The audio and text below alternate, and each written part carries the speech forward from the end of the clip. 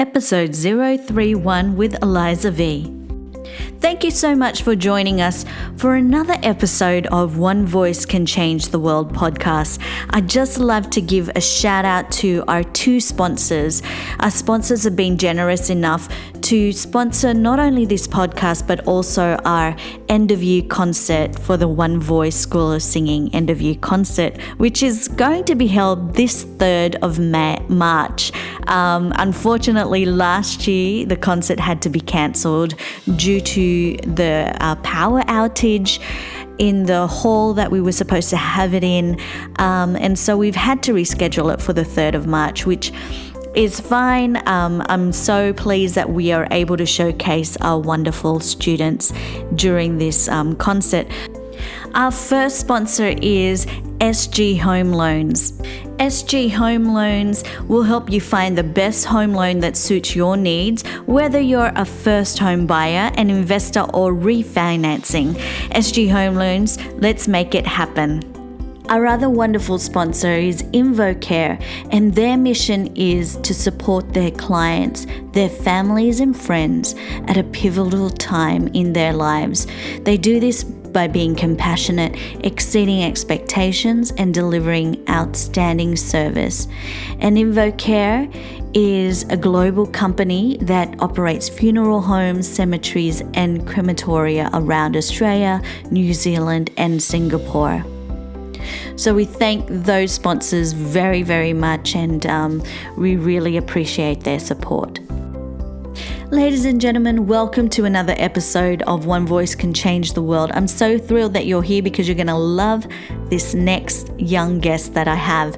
Her name is Elysa V. She was in XFactor UK 2017, and she was scouted in the Philippines and stayed there for 10 months. She was signed to Ivory Music and Video and decided to continue her Bachelor of Music degree, majoring in music production. So, ladies and gentlemen, we have a wonderful young guest. Elysa V has been on XFactor UK in 2017. She was scouted in the Philippines and stayed there for 10 months, signed to Ivory Music and Video, and she decided to continue her Bachelor of Music degree, majoring in music production. She's also continuing to release original music with Ivory Music and Video, and her story is so inspiring. Although she's only young, she's 20 years old, you can tell that she's just got this maturity about her. She's got her head on her shoulders and she's just a go-getter. Her story is incredible because I love the way that she dreams up of something and she just makes it happen. Step by step, she works hard to make things happen. She seems to really know what she wants, and then, she just makes sure that she's got the right connections, she's got the right mindset and attitude to go for those things. It's a really good episode to share with somebody who is a seasoned performer and also a budding performer. So I hope you enjoy this interview with Elysa V. Welcome to One Voice Can Change the World podcast. I'm your host, Tina Bangle, vocal coach and professional vocalist. In each episode, we bring you an inspiring person doing wonders in the music industry today.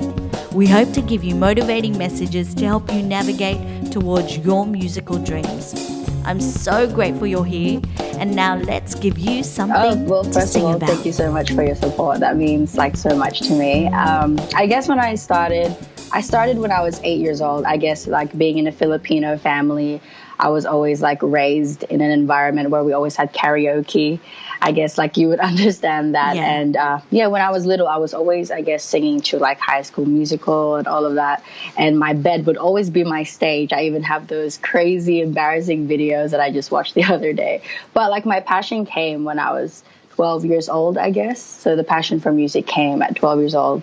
Mm-hmm. And I don't know if you know the place Club 55, but that's where I really first performed. And I was when I first stepped on my first stage, I was oh, this is what I want to do for the rest of my life. It hit me at that time. And then after that, I was always auditioning for reality TV. But I was always that shy girl where my mom would always have to like force me to sing in public. But like eventually, I don't know, my passion really like built, I guess. Yeah, that's great. Yeah. And I do know Club 55, and they support a lot of local talents, and Yes. and their steak is pretty good too.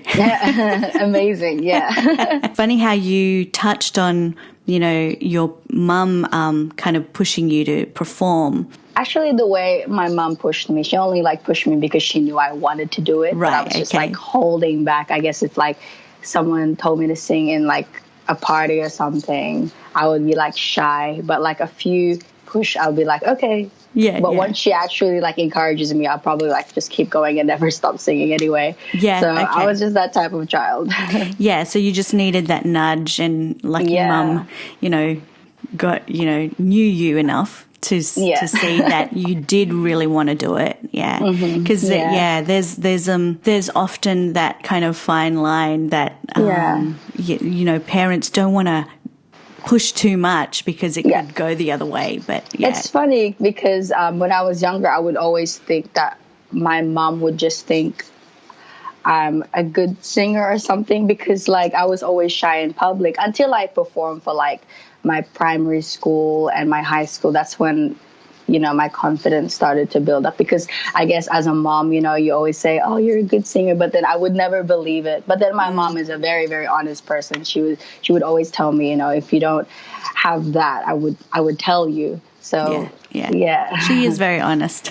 She is very honest. Yeah. And I know we have a mutual, like you're the principal of the school that you went to. You went to, what school did you go to? Plumpton High, or? Yes, Plumpton High School. Yeah. So we have my cousin is the daughter-in-law of, was it the principal? Was it Mr. Ezzy was the principal? Yeah, Mr. Ezzy was the principal at the time, yeah. Yeah, so he still raves about you. Every time we have like family gatherings, he's always like, oh, I saw her and I spoke with her, and he still raves about you. He's so supportive, even on Facebook, like, one time he always like messages all the time and just asks us how I am and my music, which is so amazing, Yeah, that's great. That's great. Because not only did you, I guess, inspire, all the kids that are in that school, but also, they're very proud of you, what you've achieved, and I love your dedication and persistence. I think that's amazing. You so much. That's what I really admire about you, because you not only auditioned for The Voice in 2015, but you also auditioned for XFactor in 2016, and then you also went to the UK to audition for their version of XFactor. So tell me all about how that all happened, and what did you learn about yourself?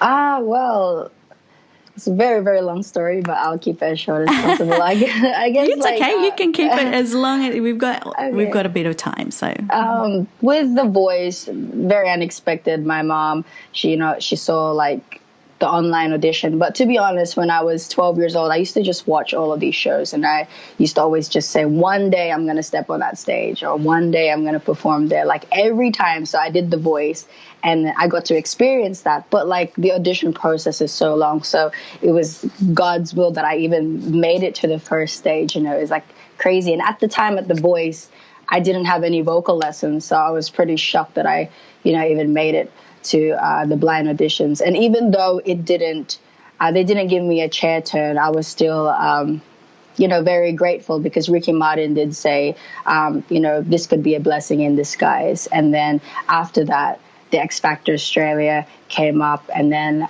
I was watching TV. I'm like, one day I'm going to step on that stage. And then, the following year I did it again. And then I was watching like Simon Cowell on X Factor UK, and I'm like, one day I'm going to perform in front of them. I guess like law of attraction is such a big thing, and what you pray for as well. And I guess just like a lot of hard work. Like I've learned so much, like being on reality TV, and especially with XFactor UK. That's when I realized, wow, I'm actually capable of fighting that hard for my dream, I guess. Like with my mom as well. She's not a big fan of show business, but she's always there to support me all the time. Yeah. But yeah. Yeah. So what was it like in the UK? Because you traveled all the way there to audition. Yeah. How did you make that happen? And yeah, what was it like for you? Like from the first audition, or? Yeah, how did you did you decide after you auditioned for X Factor Australia that I'm going to go and save money and go to the UK? Yeah, or how did it happen? All the expenses were ours as well. Okay, so basically how it happened, I did Tawag ng Tanghalan in the Philippines. So I had my 18th debut there. So I just had my big celebration. I've always dreamt of that as a child, and it happened. And I did Tawag ng Tanghalan, and then I was only the daily winner. So after that, we came back to Sydney, and a few days later, I was like searching through auditions because I wanted to audition for something else. I don't know why. I love doing reality TV. Yeah. I love ticking everything off my bucket list. But I asked my mom. Actually, it was around like 3 a.m. in the morning. I was like searching, and I was pretty upset with what happened after Tawag ng Tanghalan. But I was like, Mom, can I audition for this? And for the first time, my mom was like, Elysa, please, can we just take a break? Maybe just stop music for a while. And I was so sad at the time, but I totally understood my mom and where she was coming from. I guess it was just a few days after the Philippines, so I was already like back on my feet. I was like, I'm doing it again. Cool, awesome. But she told me, like, she didn't tell me to give up. She was just like, take a break. And I didn't want to. And I was like, I just want to send in my audition. And my audition video was from, because I entered the Global Pinoy Singing Idol 2015, and the grand finals was in the Philippines, and I came first runner-up. And then they invited me for this event for 2016. And I sent that as my audition video to X Factor UK because they did say send a whole performance video of you on stage, and that was like the only good video I had in front of the place. Awesome. And I sent that. And what did you sing? Sorry. I sang 24 Karat Magic by Bruno Mars. Yes. Yeah, with like all the performance and everything. Yeah. And I told my mom, can I send this? And she was like, Elysa, like it's a needle in a haystack. That's an international platform. Like it's like 200,000 people audition. So it's a needle in a haystack. Like you probably don't even have a chance. And I was like, it's not going to hurt. Just send the audition. Could be a 50-50 chance. Like, send it and let's just forget about it. And that's what we did. I sent the video. We just forgot about it. And probably around end of Feb, we got a phone call from X Factor UK, like a voice message. And we were just like so shocked because it was like 12 a.m. in the morning. And we called back and they said, they were interested in my audition video and they want me for the A&R audition. And at the time, because it was after my debut, like all the savings were just like out the window, out the window. And, we just try to like save up at the same time. So it was very hard as well because A&R, all the expenses were ours. And then we came back. And it was very unexpected because we had to wait around like 2 weeks for the final callback. Because so you came back. You came back to Sydney. Yeah, after the NR audition. So you went to? Did you go to the UK? Yes. Auditioned, and then you came back to Sydney. Yes. So and it wasn't even guaranteed. It was directors first, and then if you didn't make it to directors, but we're going back to Sydney. And then they took me to the next stage, which was like the producers. Yes. And, I had really good comments, I guess. And then they said, okay, we have to just wait for a callback. And it was a really scary experience because 5 days in the UK, we didn't want to stay there the whole time because, what if I didn't get in and all that stuff. Yeah, okay, yes. Yeah, and it took a long time. So did you come back again to Sydney? Yes, I came back again to Sydney. I deferred from university and then I came back to university. Right. because during that time, I had nothing to do. So I was like, just continue my studies and hope for the best. Yeah. But yeah, it was a crazy experience. And then when I did get the call back, Mom and we flew back to the UK again. That's awesome. For the live audition. And it wasn't even guaranteed, the live audition. You still have to audition again for the producers. Oh my goodness. They have to decide if you're going to make it and like sing in front of Simon Cowell and all the other judges. So it was very crazy, but a good experience at the same time. Very tiring as well because the travel was like 24 hours. So, back and forth. Yeah, that is a huge travel experience. It's even a lot like of sacrifices. Yeah. So that's amazing. Like, hats off to you and your mum for like, Thank you. putting that effort in, and it worked out. What did Simon say to you? I guess like one of the most unforgettable comments that he did give me was at the 6-chair challenge. He was like, "You are dangerous." And he is something like, I'm something that he's looking for. And that to me is already like good enough for me because it's coming from Simon Cowell, like the #1 judge in the whole world. So that was already an achievement for me. Whether I came back to Sydney or not, that's like stuck with me for the rest of my life, I guess. That's amazing. That's amazing. And so what happened when you did the X Factor in the UK? You had that experience on stage. Simon said that. And then after that, what happened there? What did you get to do? Did anything open up for you? So after, because there was the live auditions and then group boot camp and then solo boot camp and then the 6-chair challenge. But after the 6-chair challenge, it was very, very heartbreaking for me because I was so close, I guess. I was in the top 60, but in my category, the top 20 in the girls. And, there was only like 6 chairs available. And there was like one more singer and then she took my seat, which was so heartbreaking for me. But they didn't air the part where they did put me in a girl group. But then another heartbreaking part for me was they took me out of the girl group last minute. I was the only one that was taken out. So I was so devastated. But, I kept praying before we went back to Sydney. And I knew once X Factor UK was aired, so many doors would open for me anyway. Yes. So it was just all about the exposure and TV. And and I guess I always come back to the fact that I'm doing this not just for me, just like to also inspire younger kids like, hey, you can do this. Like what I did, you can do it as well, Yeah. And I know there's so many mothers out there who have daughters who love to sing and sons as well. And I just want to like show that to them that your daughter can do it. Your son can do it. And as long as you support your kids like my mom did, like hats off to her. Like she's basically everything. Like she is my rock because before X Factor UK, we were always auditioning 3 hours a day. I was always getting my act together and always exercising, eating healthy, and then rehearse again. That was basically my daily routine before X Factor. That's awesome.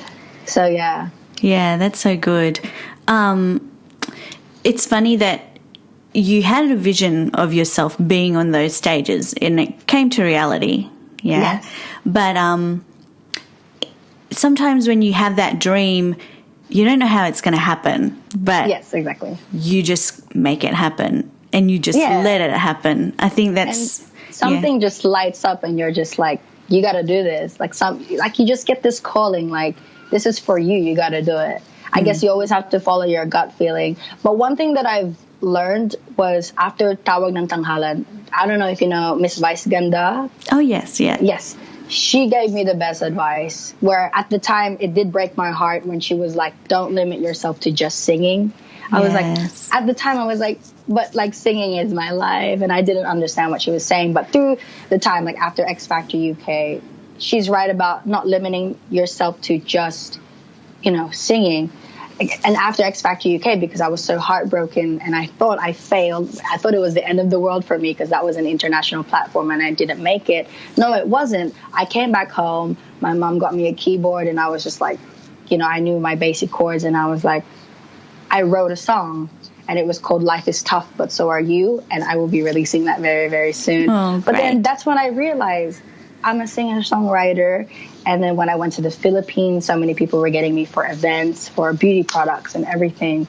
And, I realized being on social media, you got to do everything, I guess. Like, don't limit yourself to just singing. You got to explore, meet new people. And it's not just about meeting people in the music industry, but meeting people outside of that as well. Yeah, that's awesome. That's great that you know that at your age and that you discovered that. And it's so important.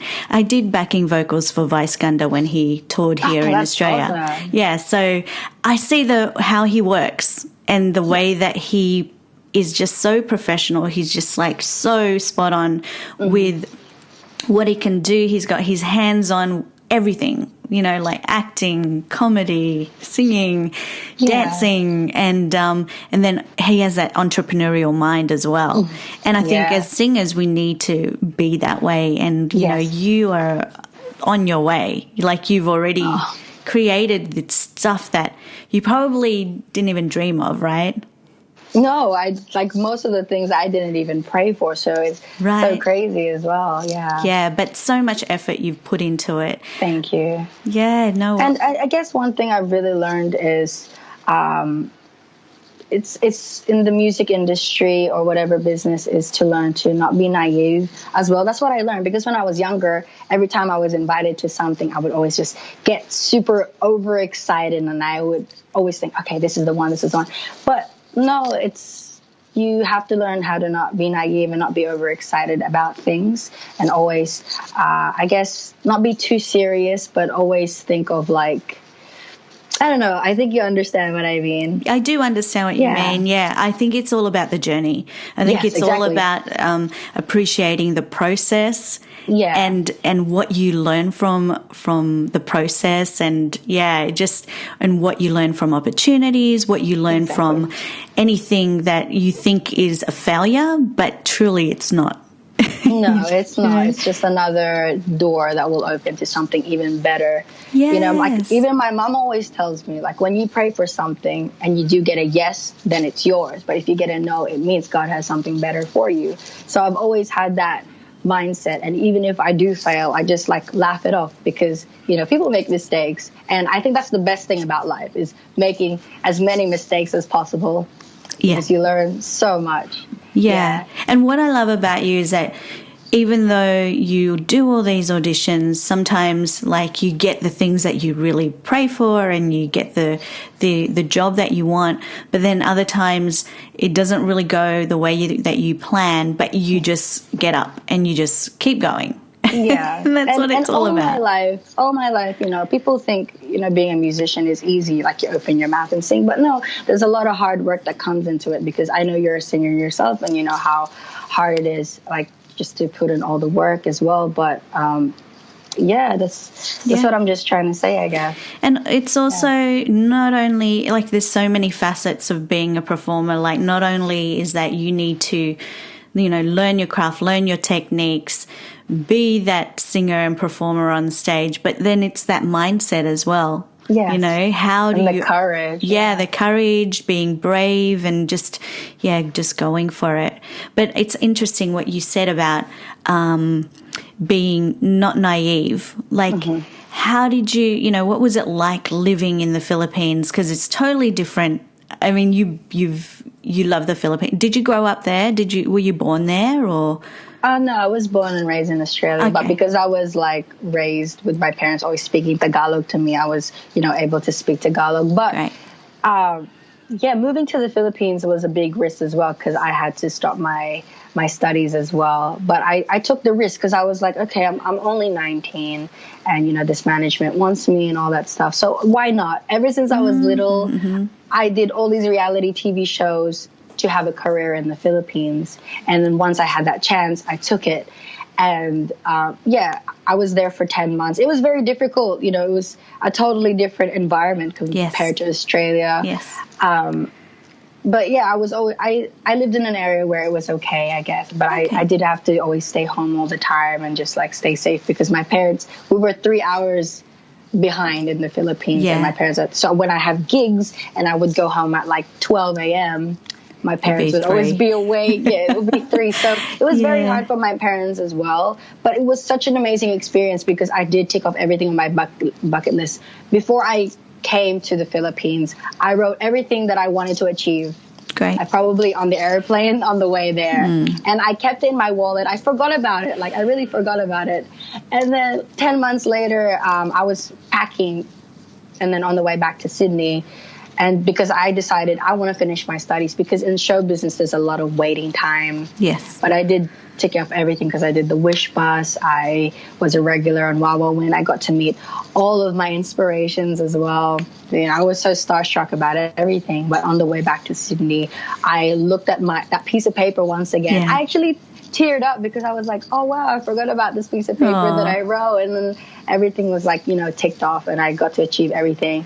And but now I have a different path, I guess. And yeah, I want to finish my bachelor degree in music. And then I'd love to continue my career once again because, I don't know, it's something about knowledge and knowing music as well. Being surrounded with the teachers and the mentors and the people that, you know, it's amazing just that opportunity to network and connect and collaborate with them. So that's great. So, yeah, in the Philippines, so are you staying here for now, or are you going to go back there, or what's happening? I guess I've been invited to a lot of events in the Philippines, but for now I did decide to put that aside and just like focus on my studies. And right now I've been so focused on producing my own music as well. Great. Because, you know, once I created that platform, so I was like, oh, I want to create and write songs and just keep producing and then keep studying at the same time. Yeah, that's awesome. And what about, because I know that there's a few of my students, they write their goals, and I know one particular student wants to have the goal of singing on that Wish Bus. It's so crazy because I never expected to sing on the Wish Bus. I used to do reaction videos of people singing on the Wish Bus. And every time I would do my YouTube video, I was like, oh, one day I want to perform there, you know? And then when I got on the Wish Bus, I was like, whoa, wow. I was so starstruck. I was on the bus. I was like sitting on the chair. I was like, so many people sat on this chair. But you know, to your student who, you know, has dreams like of singing on the Wish Bus, you know, I know they're able to achieve that because, you know, I thought I could never do it. Yeah, but you put a lot of effort into getting that to where you are there, you know. So what are your 3 tips that you would give them, you know, if they want to go overseas and sing or, you know, do a gig like the Wish Bus? Yeah, I guess for my singing tips in general, I would just have to say, just like practice your craft all the time. Sometimes my mom would have to nudge me like, you're not practicing anymore. And then, you know, you have to be able to always have that mindset of you have to put in the hours, you know, to achieve something, you have to put in the hours. But like in the industry, you always have to have connections as well. For me to sing on the Wish Bus, I had my management at the time.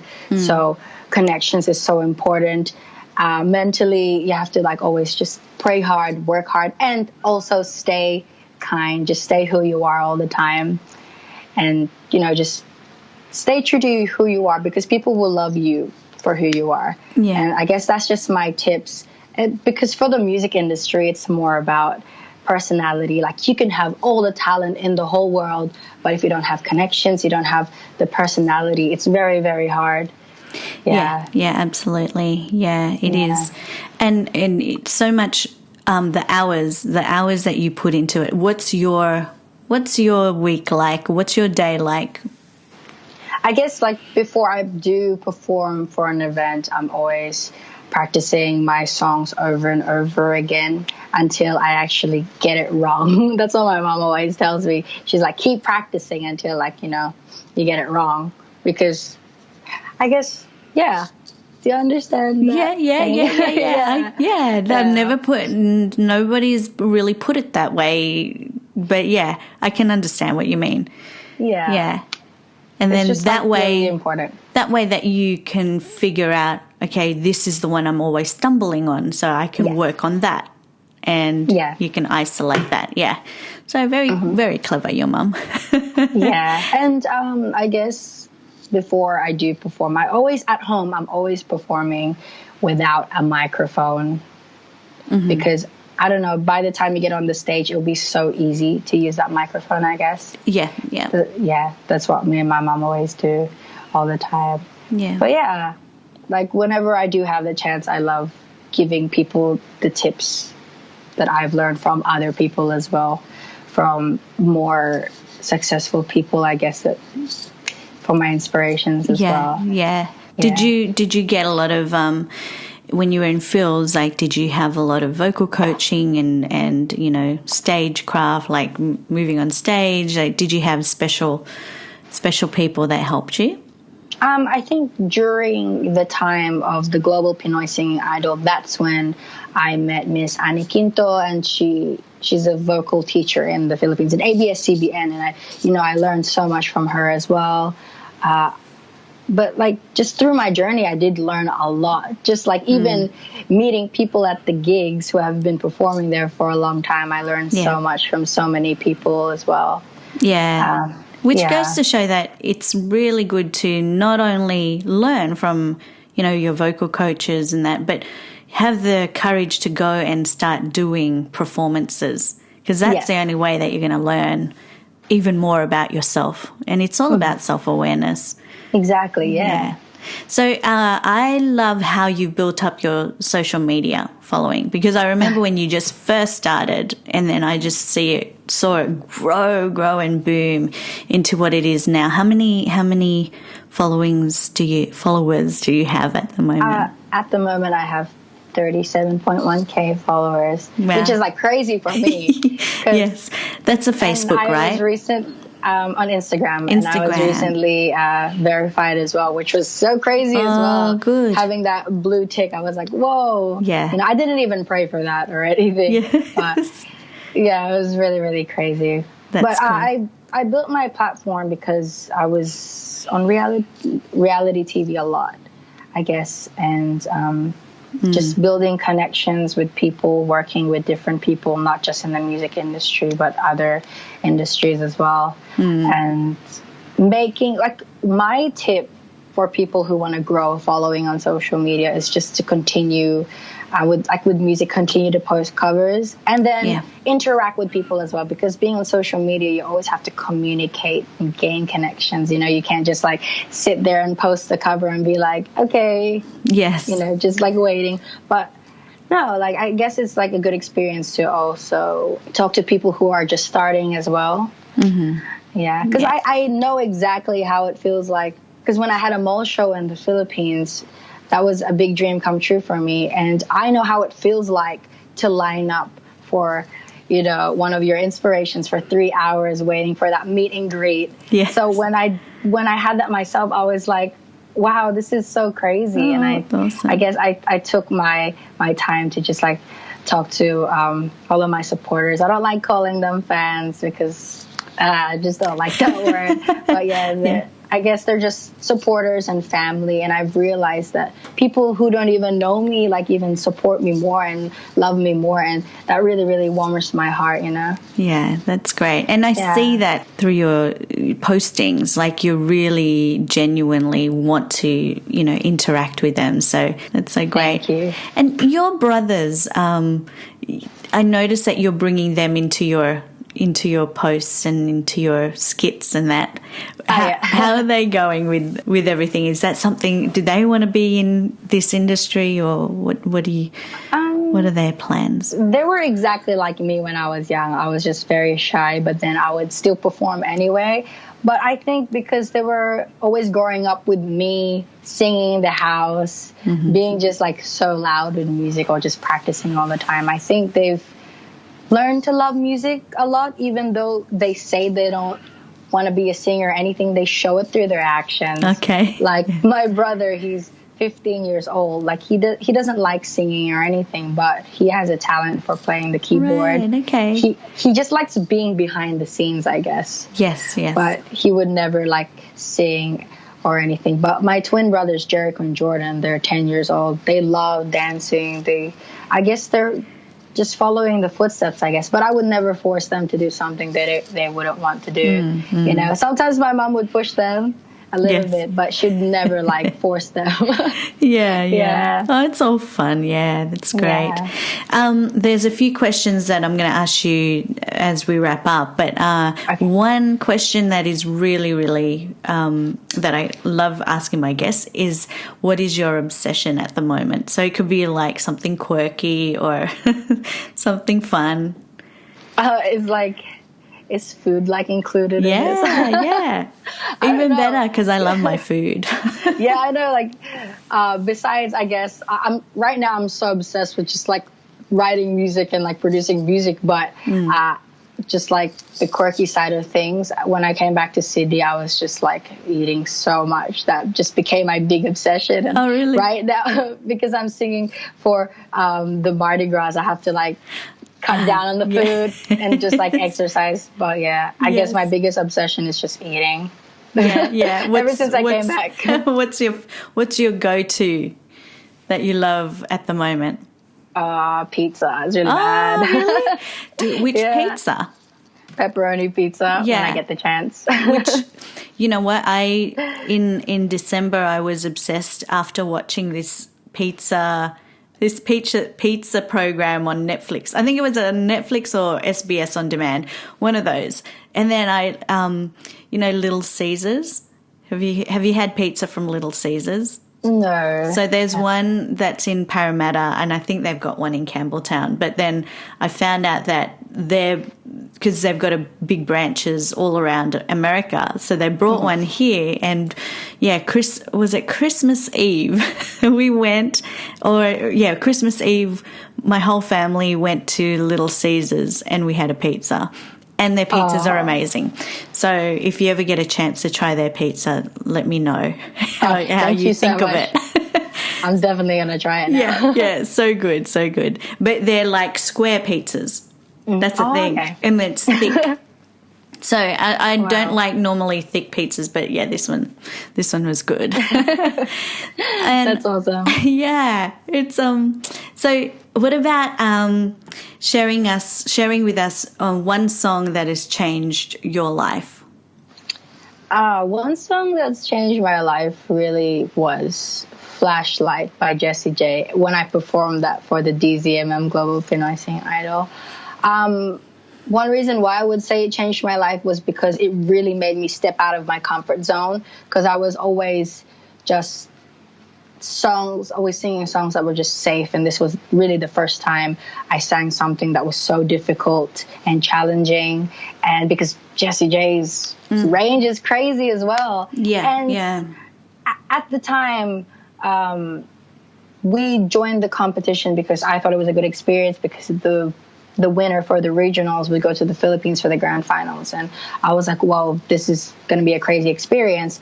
But I lost focus on that when my Lolo died 2 days before the competition. And, we didn't have the budget to go home as a family to go to his funeral.